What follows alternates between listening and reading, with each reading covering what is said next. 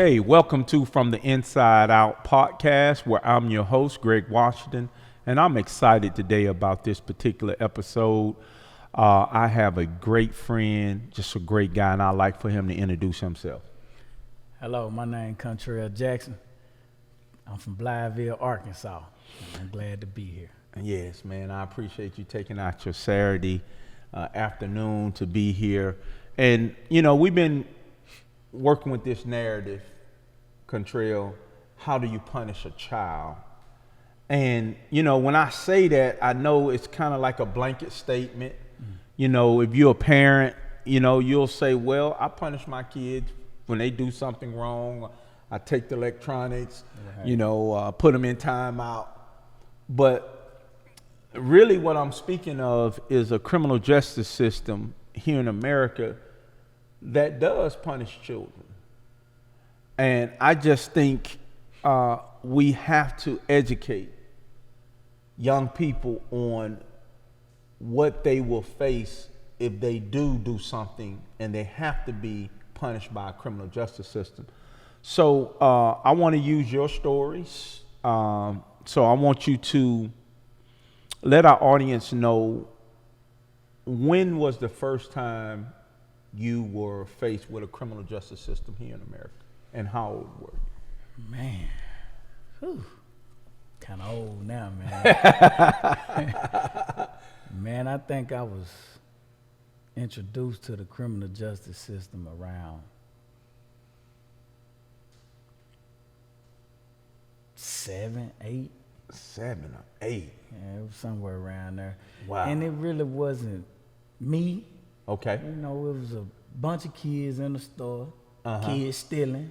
Right. They got all us. And they got all y'all. Yeah. So they like, all y'all stealing. I ain't stole nothing. So Wow. police come. They don't take us to jail, but they hold us. Where you live? Who your parents? Who your mama? Who your daddy? You know. Wow. Then, you know, like me, I come up poor. I ain't have a phone, so I had to call my auntie. She got to go get mama. They come to the store, like they literally held us at the store.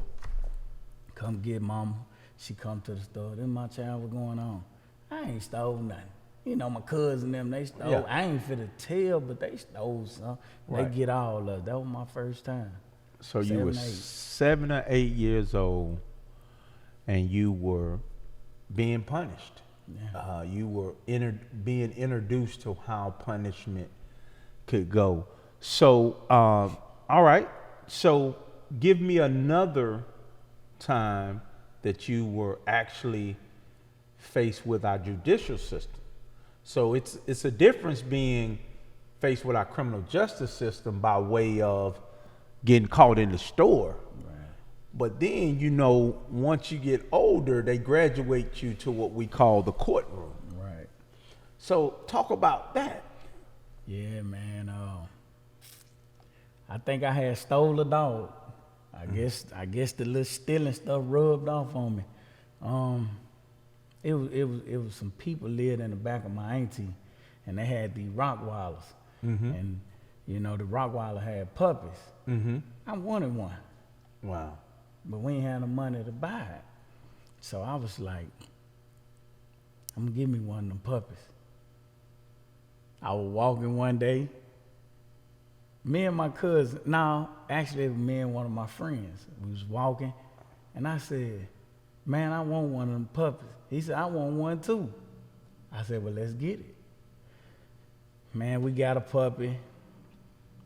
I don't know how they knew we got the puppy. Police came to the door, knocked on the door.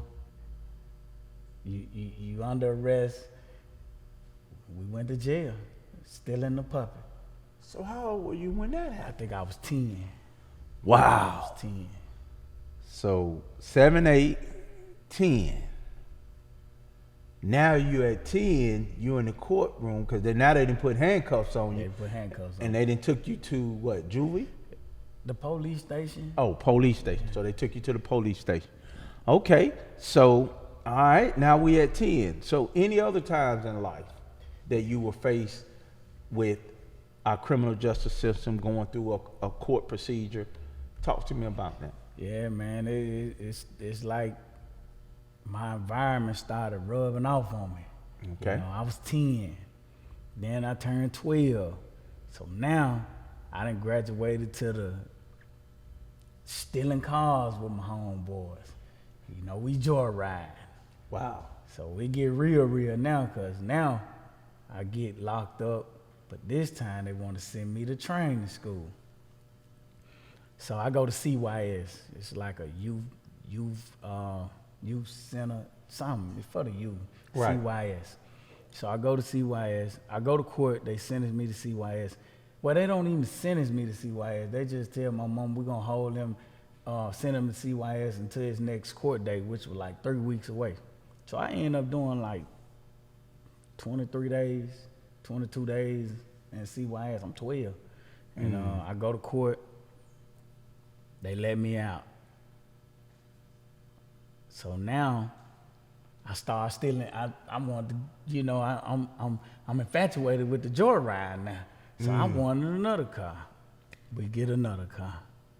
This time I go to court. I get caught. I go to court. And when I go to court this time, it get a little serious. Now they want to send me to training school. You know, it's not prison, but it's like a juvenile. It's like a juvenile detention center where kids all over the state here. So they send me to training school, and and the reason I say it gets serious because now it's a serious offenders program. That means it's 6 to 9 months.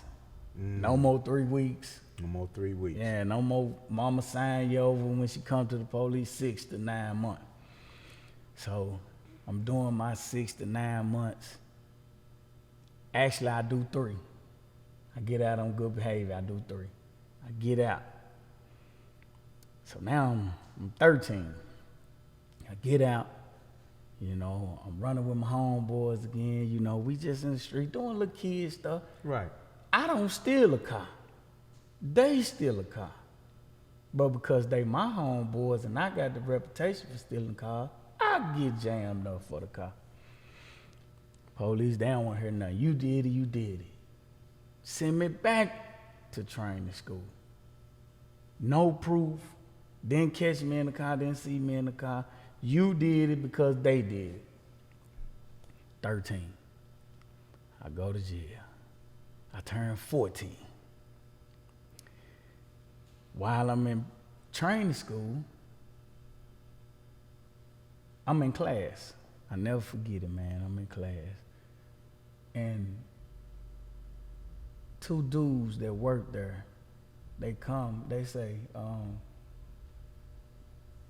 we need to take you to the administration building. So I'm like, for what? They was like, we'll tell you when you get there. So I said, okay. I go to the administration building. They was like, have a seat. So I sit down. They were like, we need to put these cuffs on you. Put some cuffs on? For what for? You ain't saying nothing. You just talking about putting cuffs on me? No. So Miss Clear, her name Miss Clear. I never forget, a black lady. She was one of the counselors there. And she was so passionate with her work. Like, she loved the kids. Like, right. All she did was try to help us no matter what. So she in there, cause now I'm like, I'm rebellious. I'm not putting no cuffs on. I ain't did nothing. I'm not finna put no cuffs. You know, in SOP, they'll put you in cuffs, take you to the they call it isolation, and they'll make you sleep in them handcuffs. Wow. So I'm like, I'm not putting no cuffs on. I have done nothing. So Miss Clear, she started crying. She was like, Kuntrell, just let them put the cuffs on you so we can tell you what's going on. She already knew what was going on, but I guess she was advised not to say nothing until they get me in cuffs. I said, okay, Miss Clear. I put the cuffs on. One of the guys said, Blythe Police Department on their way down here to talk to you. So I said, for what? It was like, we don't know. We was just advised to put you in handcuffs and shackles. So I say, okay, I guess. So probably about 25, 30 minutes later, Blythe detectives come. They said, Do you know anything about a movie magic murder? Movie magic? No. Know nothing about no murders. So they played, they went in their briefcase, whatever the little bag they had. They put a tape recorder on the table. They pulled out a little folder. They opened up the folder. They played the tape. And I can hear my friend saying, Kuntrell Jackson killed the store clerk. So I'm like, my mind's spinning. I'm like, what? Wow. Like, I don't have no knowledge of none of that. So they opened the folder. The folder was open. They pointed. They was like, you see this? It was a written statement saying Kuntrell Jackson shot the store clerk. So I'm like, I don't have no knowledge of none of this. And how old were you at that time? 14. You 14 years old. 14. You done faced the criminal justice system at least 3 to 4 times. At least 3 to 4. And now they're getting ready to put you into a capital offense? Yes. Is what you saying? That's exactly what I'm saying. If you like this content, please like and subscribe.